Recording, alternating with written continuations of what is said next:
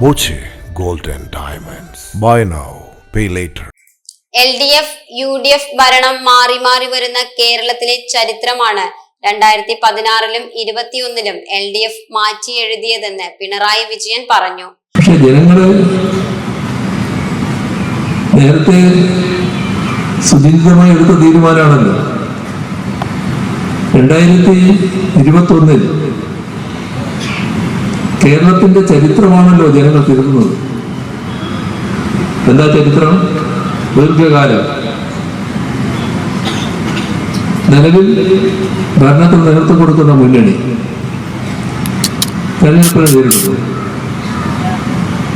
ആ മുന്നണി പരാജയപ്പെടുന്നു, പ്രതിപക്ഷത്തിരിക്കുന്ന മുന്നണി അധികാരത്തിലെത്തുന്നു. ഇതായിരുന്നല്ലോ കേരളത്തിലെ പതിവ്. ഒന്നോ രണ്ടോ തെരഞ്ഞെടുപ്പില്ലാലോ, ദീർഘകാലമായി തെരഞ്ഞെടുപ്പുകളിൽ ഉണ്ടായൊരു കാര്യമല്ലേ ഇത്. വികസന തുടർച്ച ഉണ്ടാകാൻ പട്ടാമ്പിയിൽ നിന്നും വീണ്ടും മുഹമ്മദ് മോഹസിനെ വിജയിപ്പിക്കണമെന്നും മുഖ്യമന്ത്രി പിണറായി വിജയൻ അഭ്യർത്ഥിച്ചു.